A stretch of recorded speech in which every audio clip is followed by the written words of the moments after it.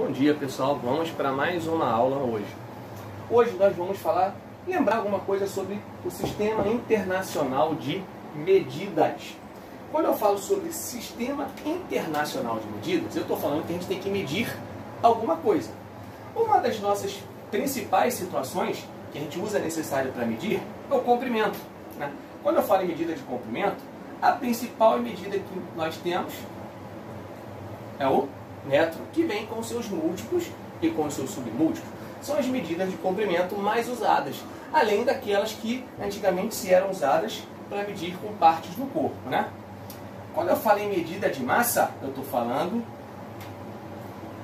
no grama, né? Além do grama, também temos as outras medidas de comprimento de massa, que são os múltiplos e os submúltiplos, o quilograma, o decagrama, o centigrama, o miligrama, entre outros.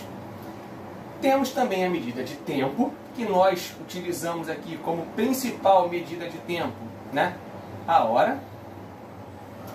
Temos a medida de volume, que é a nossa principal medida de volume, a unidade padrão é o metro cúbico.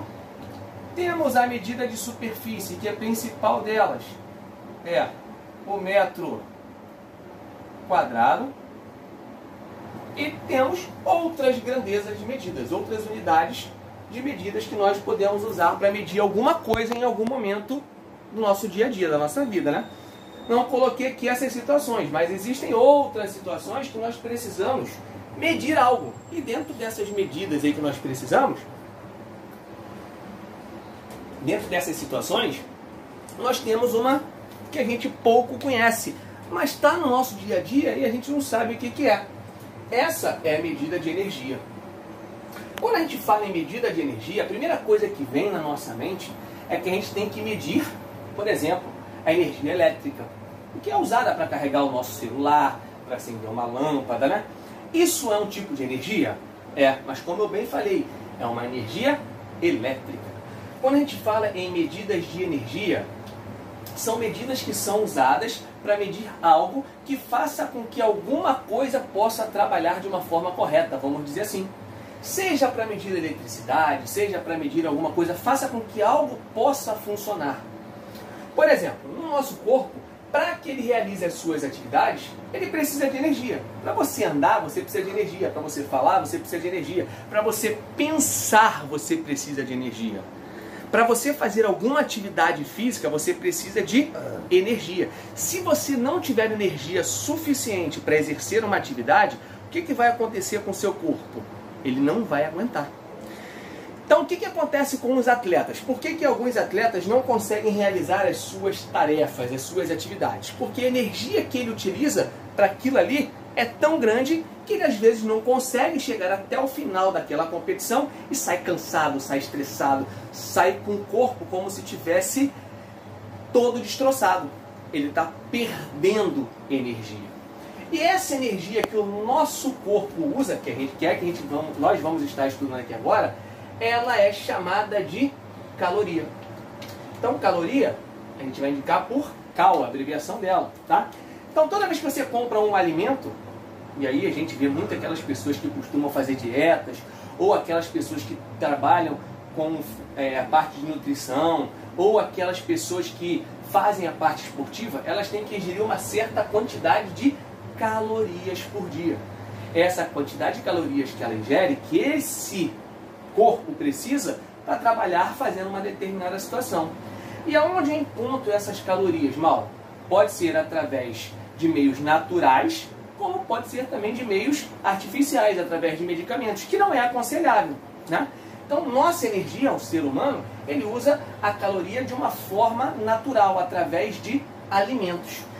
A principal medida é a caloria, mas nós também podemos encontrar a quilocaloria, que é o que a gente chama de cacau. Lembrando que 1 quilocalorias equivalem a 1000 calorias. Então, vamos lá. Quando você fala assim, por que uma pessoa ela tende a ficar gorda? Ela está comendo muita gordura. Será que a pessoa que come muita gordura ela vai ficar gorda? Pode ser que sim, pode ser que não.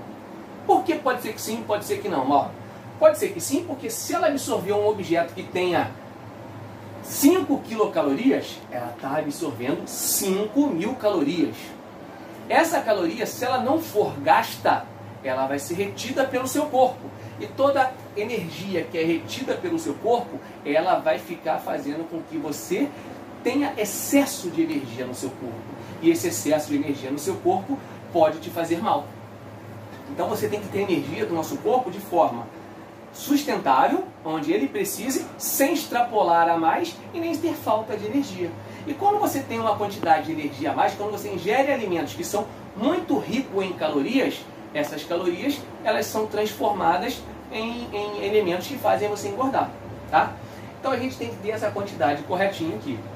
Só que a gente está acostumado a falar sobre isso. Isso aqui, qualquer alimento que você compre, ele vem escrito lá. Esse alimento ele possui tantas calorias, esse aqui possui tantas calorias. Se você comer 100 gramas desse alimento, você está ingerindo tantas calorias. E aí você consegue verificar aquilo que o seu corpo precisa. Mauro, quanto é que o meu corpo precisa de caloria para ter um bom desempenho? Não sei. O meu, enquanto estava nadando, eu precisava de uma certa quantidade de calorias para que meu corpo pudesse responder àquele desgaste que eu tinha. Durante o período de pandemia, eu não estava nadando, mas eu não mudei a minha alimentação, eu continuei comendo as mesmas coisas. O que aconteceu comigo? Comecei a engordar. Eu comia as mesmas coisas que eu comia antes, mas não queimava, o meu corpo não gastava toda aquela energia que eu precisava. Então ele transformava aquela energia em gordura. Aí você tem que fazer a prática de exercícios. Então isso varia de pessoa para pessoa. Tem pessoas que fazem atividades que usam muito o corpo, precisam mais de energia. Outras que usam menos o corpo, precisam de menos energia.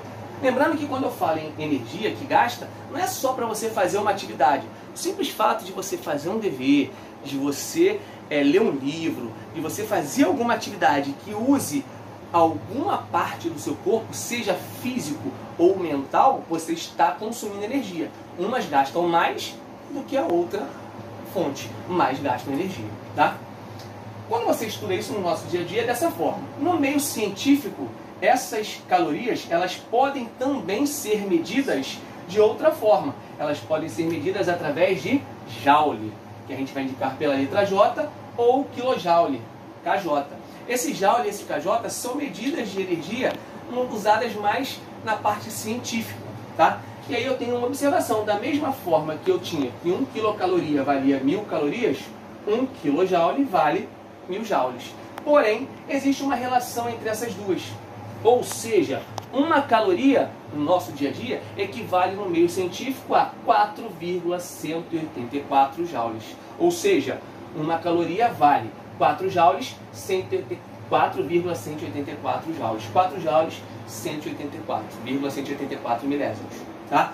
Então você tem este valor para representar uma caloria. Lógico que se você botar 1 quilocaloria, você vai ter que botar 4,184 quilojoules. Se você mantém cal, você usa joule. Se você bota em quilocaloria, você vai usar quilojoule. Mas a regrinha que existe entre os dois é que cada um de um para o outro vale 4,184 unidades de medida de um.